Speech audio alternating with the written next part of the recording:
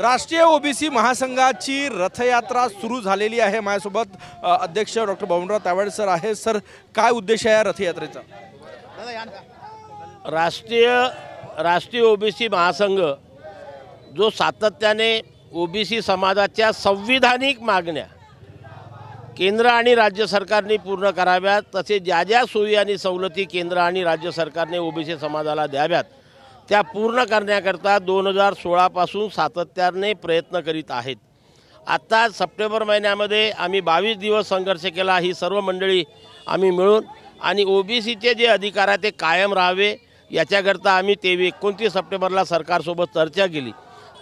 सरकारने आमच्याला चर्चाताना आम्हाला आश्वासित केलं होतं की कुठल्याही परिस्थितीत ओबीसीच्या आरक्षणाला धक्का लागणार नाही आणि सरसकट कुणब्यांचे प्रमाणपत्र देणार नाही, हॉस्टेल सुरू करणार, स्वाधार योजना सुरू करणार, ज्या अभ्यासक्रमाला स्कॉलरशिप नाही त्यांना स्कॉलरशिप देणार।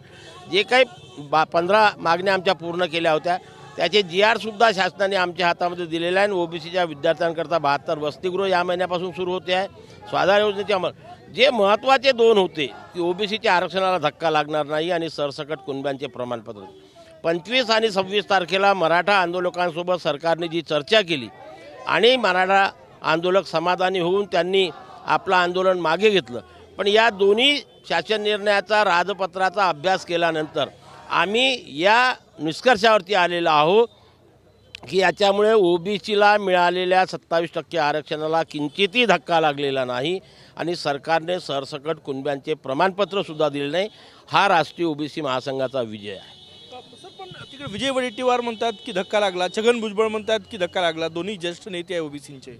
नाही, हे बघा की मी वारंवार सांगतो आहे की आता मागच्या 5-6 दिवसापासून एक गैरसमज ओबीसी समाजामध्ये निर्माण केला जाता की 2 कोटी मराठे ओबीसीमध्ये आले, 2 कोटी मराठेमध्ये कुठून 2 कोटी आले, मी हा प्रश्न सर्वांना विचारतो आहे।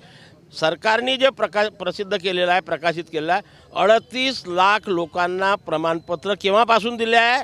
1967 पासून आतापर्यंत, 94 पासून आतापर्यंत। आंदोलन सुरू झाल्यापासून 24/10/2023 पासून शिंदे समितीचं काम सुरू झालं, तेव्हापासून आतापर्यंत किती नवीन नोंदी सापडल्या आणि ते प्रमाणपत्र हे सरकार जाहीर करत नाही।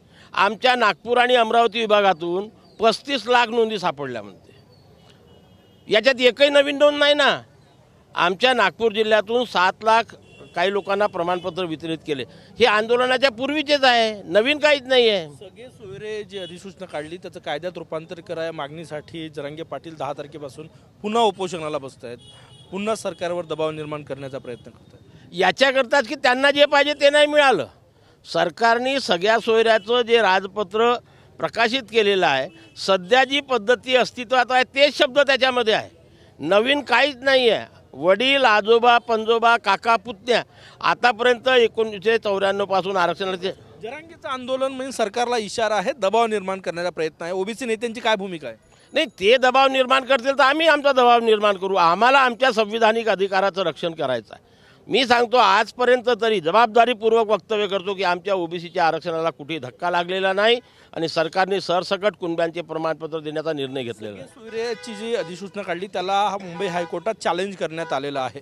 आता ते प्रत्येकाचं वेगवेगळं वैयक्तिक मत असतं। ओबीसी नेत्यांनीच केलं नाही, तर त्यांचं त्यांनी वाचन किती केलं, काय अभ्यास केला, उद्या कोर्ट हेच म्हणणार आहे की हा जुना 2000चा अधिनियम हा आता आम्ही प्रस्तावित, याच्यामध्ये कुठे कोणता शब्द ॲड केला हे सांगा। ही यात्रा किती दिवस चालणार आहे आणि कोण कोण प्रमुख नेते, सगळ्याच राजकीय पक्षाचे नेते मला दिसतात। अभिजित वंजारी आहे काँग्रेसचे, सलील देशमुख शरद पवार गटाचे आहेत, पॉलिटिकल राजकीय पक्षसुद्धा भाजपचे पण काही नेते आहेत। सर्वच पक्षाचे ओबीसी, ज्या ज्या नेत्यांना ओबीसी समाजाची चिंता आहे, ओबीसी समाजाची काळजी करतात, त्यांचं भलं व्हावं असं वाटतात, ते सर्व राजकीय पक्षाचे नेते राजकीय पक्षाचे जोडे बाजूला ठेवून या ओबीसी समाजासोबत आहे आणि ओबीसी समाजाच्या संविधानिक न्याय मागण्या परिपूर्ण करण्याकरता कटिबद्ध आहेत।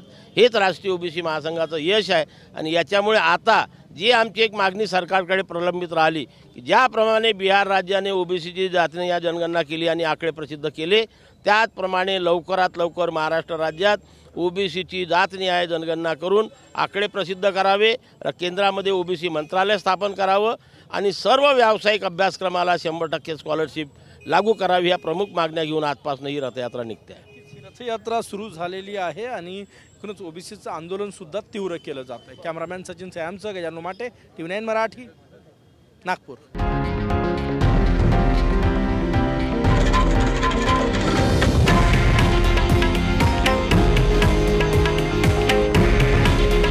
हे आहे देशातील नंबर 1 न्यूज नेटवर्क आणि आपण पाहत आहात TV9 मराठी. काळजी तुमची, हित महाराष्ट्राचं.